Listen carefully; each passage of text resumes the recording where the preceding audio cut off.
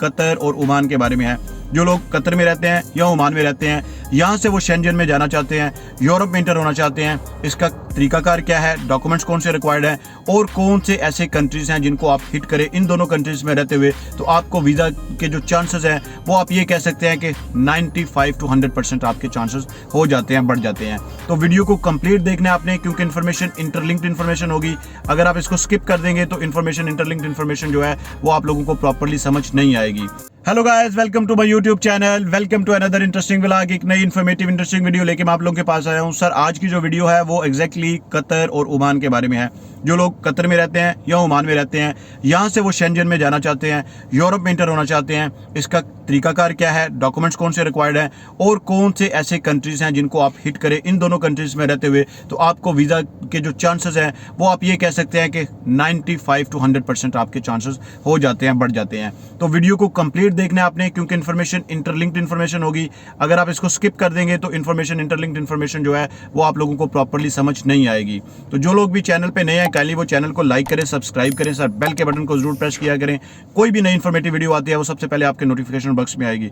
जो लोग मुझे फॉलो करते हैं, इंस्टाग्राम मेरी आईडी आ रही है, आप मुझे इंस्टाग्राम पे फॉलो कर सकते हैं। इसके अलावा अगर आपकी कोई जनरल क्यूरी है, आप मुझे कमेंट बॉक्स में हाईलाइट कर सकते हैं, और अगर आपकी कोई पर्सनल क्यूरी है, आप मुझे कुछ पर्सनल मैसेज करना चाहते हैं, आप मुझे इंस्टाग्राम पे टेक्स्ट मैसेज कीजिएगा ताकि मैं आपको पर्सनल क्यूरी का रिस्पॉन्स कर सकूं। Sir, there is a kind of delay possible, थोड़ा सा रिस्पॉन्स करने में डिले हो सकता है। Hopefully within a week I can get back to you, और विद इन आप ये कह सकते हैं कि एक वीक नहीं है तो 2 वीक के अंदर अंदर, within 2 weeks I can get back to you, but surely I will be get back to you with positive and proper response. ऐसा नहीं होगा कि आपका मैसेज आया और उसको मैं रिस्पॉन्स ना करूँ। अब सबसे पहले मैं ये बात करूंगा कि कौन से कंट्रीज जो है ना उनको आप हिट कर सकते हैं। देखिए सर, कतर में क्रोशिया का वीज़ा, जो लोग कतर में रहते हैं वो क्रोशिया का वीज़ा अप्लाई करें, क्योंकि कतर की टेरिटरी में, कतर के अंदर क्रोशिया की एम्बेसी भी है और क्रोशिया का वीज़ा अप्लाई भी किया जा सकता है। अब क्रोशिया का वीज़ा अप्लाई करने के लिए बहुत सारे लोग हैं जो पाकिस्तान से कतर में आते हैं और आके वहाँ से वीज़ा फाइल करते हैं, क्योंकि पाकिस्तान में क्रोशिया की एम्बेसी नहीं है, कौंसलेट नहीं है, तो उनको या तो ईरान में जाना पड़ता है या फिर कतर में आना पड़ता है। एक तो ऑप्शन आ गई आपके पास क्रोशिया की। सेकेंड ऑप्शन, अच्छा, ये जो मैं इन्फॉर्मेशन आपको प्रोवाइड कर रहा हूँ, इसके बाद आप अगर मुझसे ये क्वेश्चन करेंगे कि सर ट्रैवल हिस्ट्री का होना ज़रूरी है या नहीं ज़रूरी, तो आप मुझसे ये कहेंगे कि सर ट्रैवल हिस्ट्री जो है ना वो हमें बनानी चाहिए, फिर वीज़ा अप्लाई करना चाहिए या नहीं करना चाहिए। सर, आप अपनी प्रोफाइल देखें, आपकी प्रोफाइल कितनी स्ट्रांग है। अगर आपको लगता है, बंदे को खुद फील होता है, अगर आपको लगता है कि आपकी प्रोफाइल इतनी स्ट्रांग है कि आप उस पर अप्लाई करें और आपको वीज़ा मिल जाए, तो श्योरली आप ज़रूर अप्लाई करें और आपको वीज़ा मिल जाएगा, क्योंकि first confidence is from your side. अच्छा, दूसरी बात यह है, अगर आपको लगता है कि आपकी प्रोफाइल इतनी स्ट्रांग नहीं है, आपकी कोई भी इमिग्रेशन हिस्ट्री नहीं है, तो आप फिर प्लीज़ अपनी पहले इमिग्रेशन हिस्ट्री बनाएं। ओमान में रहते हैं या कतर में रहते हैं तो आप थाईलैंड चले जाएं, बाकू में चले जाएं, मलेशिया में चले जाएं, टर्की में चले जाएं। यही कंट्रीज़ होते हैं जिनकी ट्रैवल हिस्ट्री जो है ना वो काउंट डाउन होती है। और इसके बाद अगर आपके पास मल्टीपल ऑप्शंस हैं तो आप दूसरी कंट्रीज़ को भी जाके विजिट कर सकते हैं, लेकिन मिनिमम आपकी इतनी ट्रैवल हिस्ट्री ज़रूर होनी चाहिए अगर आप अपनी प्रोफाइल को थोड़ा सा स्ट्रांग करना चाहते हैं तो। अच्छा, अब इसके बाद मैं बात करता हूँ कतर से दूसरी कंट्री की। तो वो जो दूसरा कंट्री है वो है जी कतर से, जिसके वीज़ा काफ़ी सारा स्टैम्प हो रहा है और इस पर मल्टीपल ऑप्शंस भी आ रही हैं, वो है जी ग्रीस। ग्रीस का वीज़ा भी कतर से काफ़ी सारा स्टेप हो रहा है। एग्जैक्टली आप लोग अप्लाई कर सकते हैं, जो भी लोग कतर में रहते हैं। और जो तीसरा कंट्री है जिसकी मैं बात करता हूँ कि जिसका वीज़ा काफ़ी सारी कतर से जो है ना वो वीज़ा एप्लीकेशन स्टैम्प हो रही है और अप्रूव हो रहा है, वो है जी फ्रांस। फ्रांस के वीज़े भी काफ़ी सारे लग रहे हैं, लेकिन ये प्रोफाइल टू प्रोफाइल डिपेंड करता है। अब ओमान की बात करते हैं। ओमान में सबसे ज़्यादा जिस कंट्री का वीज़ा अप्रूव रेट है, जो सबसे हाई अप्रूव रेट है, वो आप ये कह लें कि इटली है। इटली का अप्रूव रेट काफ़ी ज़्यादा हाई है ओमान से। ओमान से जो दूसरा कंट्री है जिसका अप्रूव रेट सबसे ज़्यादा हाई है, काफ़ी सारे, मतलब कि आप ये कह सकते हैं कि उसकी वीज़ा एप्लीकेशंस जाती हैं और उनमें से मोस्टली वीज़ा एप्लीकेशन को इंटरटेन किया जाता है, वो है जी जर्मनी। जर्मनी का भी जो है ना वो रेट हाई है। मतलब कि मेरे पास जितने भी केसेस आए हैं मैंने देखा है, उनके किसी दूसरे कंट्री ने रिफ्यूज़ भी किया तो जर्मनी ने उनको वीज़ा दे दिया है। But should be your documentation strong, and the second thing is there your profile should be strong, and the third thing is there your case should be verify, you are a genuine entry seeker person. ठीक है sir, आपने ये चीज़ें clear करनी है और आपका travel plan clear होना चाहिए। पहले भी काफ़ी सारी वीडियोस पे मैं ये बात कह चुका हूँ। अभी आपको सिर्फ डॉक्यूमेंट्स और कंट्रीज बताने का पर्पस जो ये है कि आप इन कंट्रीज़ को और इन डॉक्यूमेंट्स के साथ हिट कर सकते हैं। अच्छा, ओमान से नंबर 3 के ऊपर जो कंट्री है जिसको आप हिट कर सकते हैं वो है जी स्विट्जरलैंड। स्विट्जरलैंड को भी आप हिट कर सकते हैं या फिर नीदरलैंड को भी आप हिट कर सकते हैं।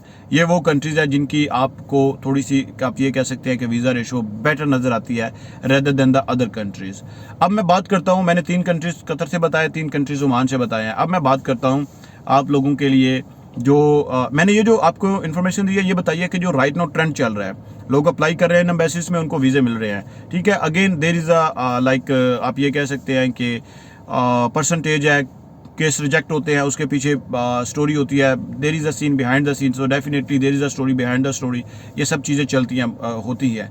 अब डॉक्यूमेंट्स की बात करते हैं तो जो लोग भी जॉब करने वाले हैं, कतर में हैं या ओमान में हैं, तो उनको कौन से डॉक्यूमेंट्स रिक्वायर्ड होते हैं। उनको सबसे पहले जो चीज़ डॉक्यूमेंट्स रिक्वायर्ड होते हैं ना, 3 तरह के डॉक्यूमेंट्स रिक्वायर्ड होते हैं उनको। एक होते हैं उनके पर्सनल डॉक्यूमेंट्स, एक होते हैं उनकी कंपनी से रिलेटेड डॉक्यूमेंट्स, और थर्ड होते हैं वो जिस कंट्री में जा रहे हैं उस कंट्री से रिलेटेड डॉक्यूमेंट्स।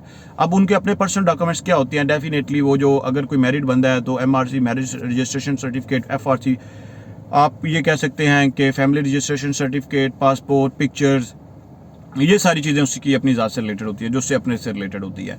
ऑर्गेनाइजेशन से जो डॉक्यूमेंट्स चाहिए उनमें से सबसे इंपॉर्टेंट डॉक्यूमेंट्स आता है वो आता है कि जी आपकी ऑर्गेनाइजेशन से NOC लेटर। NOC लेटर जो है आपके पास ज़रूर होना चाहिए, और उसका क्या फॉर्मेट है, क्या है, आप मेरी वीडियो जाके देखें, आपको पता चल जाएगा कि NOC का क्या फॉर्मेट होता है। सेकंड पे आपको अगर अपनी ऑर्गेनाइजेशन से चाहिए तो वो चाहिए होती है सैलरी स्लिप्स, जिनको आप प्रूव कर सकते हैं कि ये सैलरी आपके अकाउंट में आती है, उनसे आपको एविडेंटली शो कर सकते हैं। अब नंबर 3 पे आ जाते हैं। नंबर 3 पे ऊपर डॉक्यूमेंट्स आपको सपोर्टिंग डॉक्यूमेंट्स चाहिए होते हैं उस कंट्री से रिलेटेड। उसमें नंबर 1 पे आ जाता है, जो सपोर्टिंग डॉक्यूमेंट्स में नंबर 1 पे आ जाता है कि जी आपकी बैंक स्टेटमेंट। वो कंट्री की रिक्वायरमेंट है कि आपकी बैंक स्टेटमेंट 3 मंथ की होनी चाहिए या 6 मंथ की होनी चाहिए। आपकी जो बैंक स्टेटमेंट है वो ये शो करती है कि आप फाइनेंशियली कितने स्ट्रांग है, फाइनेंशियली कितने स्टेबल है, आप जिस पर्पज़ के लिए अप्लाई कर रहे हैं उस पर्पज़ के लिए आपके पास इतने सफिशिएंट फंड्स हैं या नहीं है। दूसरे नंबर पे कंट्री को सपोर्टिंग डॉक्यूमेंट्स आपकी तरफ से चाहिए होता है आपका प्रॉपर ट्रैवल प्लान।